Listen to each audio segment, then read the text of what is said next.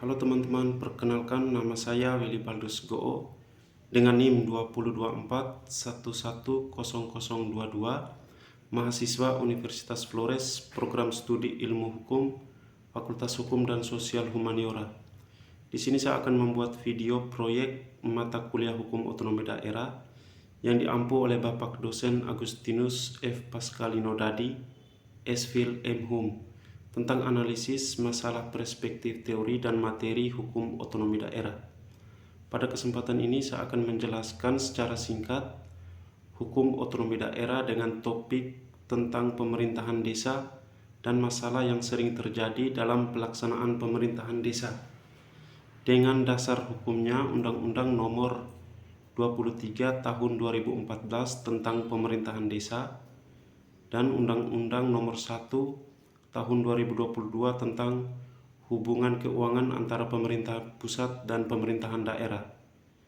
Berdasarkan materi hukum otonomi daerah, pemerintahan desa diartikan sebagai kesatuan masyarakat hukum yang memiliki batas wilayah yang berwenang untuk mengatur dan mengurus urusan pemerintahan serta kepentingan masyarakat setempat. Berikut adalah esensi pemerintahan desa dalam lingkup otonomi daerah. Yang pertama, dua jenis otonomi yang melekat. Pemerintahan desa memiliki keunikan karena menjalankan dua bentuk otonomi sekaligus. Otonomi asli, originer otonomi, kewenangan yang lahir dari asal-usul adat istiadat dan tradisi lokal yang sudah ada sebelum Negara Kesatuan Republik Indonesia berdiri, seperti pengelolaan tanah, kas desa atau peradilan adat. Otonomi diturunkan atau delegat otonomi, kewenangan yang didelegasikan oleh pemerintah pusat atau pemerintah daerah melalui penyerahan urusan pemerintahan konkuren dan tugas pembantu. Yang kedua, struktur penyelenggaraan pemerintahan. Sesuai prinsip otonomi yang demokrasi, penyelenggaraan pemerintahan desa dijalankan oleh dua unsur utama yang setara. Yang pertama, pemerintahan desa dipimpin oleh kepala desa eksklusif yang dibantu oleh perangkat desa selaku pelaksana kebijakan. Yang kedua, Badan Permusyawaratan Desa atau BPD, lembaga yang menjalankan fungsi legislasi atau membuat peraturan desa, menampung aspirasi warga dan melakukan pengawasan check and balance terhadap kepala desa. Yang ketiga, kemandirian dan urusan rumah tangga desa dalam hukum otonomi daerah. Desa diberikan hak untuk mengelola urusan rumah tangganya sendiri demi mempercepat kesejahteraan masyarakat. Urusan ini meliputi urusan domestik, pembangunan infrastruktur skala desa, pemberdayaan ekonomi warga, dan pembinaan kemasyarakatan, kemandirian anggaran, yang memiliki anggaran pendapatan dan belanja desa atau APDES, yang bersumber dari pendapat asli desa atau PADES, dana desa APBN dan alokasi dana desa ADD dari APBD. Kesimpulan, pemerintahan desa dalam sistem otonomi daerah bukanlah perpanjangan tangan birokrasi pusat yang bersifat kaku, melainkan komunitas yang mengatur dirinya sendiri yang diakui secara legal oleh negara untuk mempercepat pelayanan publik di tingkat paling rendah. Analisis masalah hukum pemerintahan desa. Yang pertama, konflik regulasi pengelolaan keuangan desa, pusat dan daerah. Realitas konkret, desa seringkali mengalami disorientasi akibat tumpang tindih aturan teknis penggunaan dana desa antara Kementerian Desa dan Kementerian Dalam Negeri, ditambah pembatasan ketat alokasi oleh pemerintahan pusat. Perspektif teori otonomi asli atau original autonomy.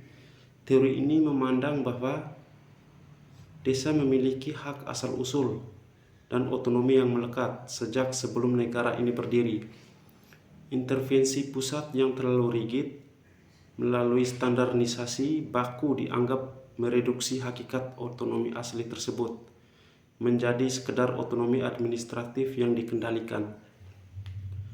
Dasar Hukum Undang-Undang Nomor 23 Tahun 2014 Pasal 371 menegaskan bahwa desa memiliki urusan pemerintahan yang menjadi kewenangan desa berdasarkan hak asal-usul dan adat istiadat.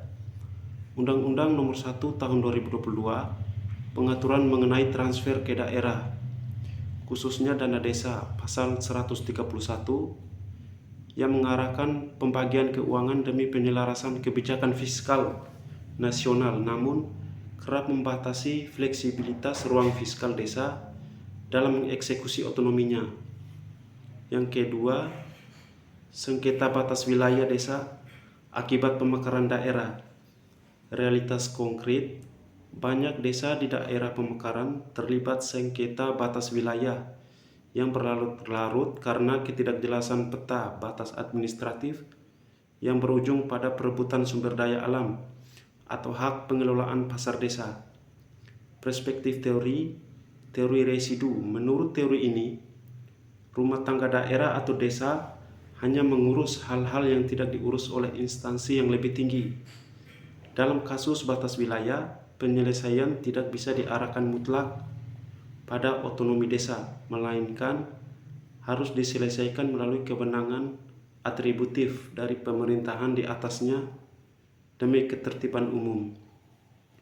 Dasar Hukum Undang-Undang Nomor 23 Tahun 2014 Pasal 14 dan Pasal 15 mengenai pembagian urusan pemerintahan konkuren, di mana penataan wilayah dan penetapan batas makro berada di bawah wewenang pemerintahan daerah, kabupaten, atau kota hingga pusat.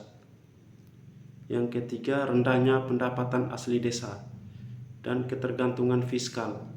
Realitas konkret, mayoritas desa terjebak dalam kondisi ketergantungan terhadap dana desa dan alokasi dana. Badan usaha milik desa banyak yang mangkrak sehingga gagal menyumbang PADES secara signifikan. Perspektif teori keuangan daerah atau desa. Teori ini menyatakan bahwa otonomi tanpa kemandirian fiskal adalah semu.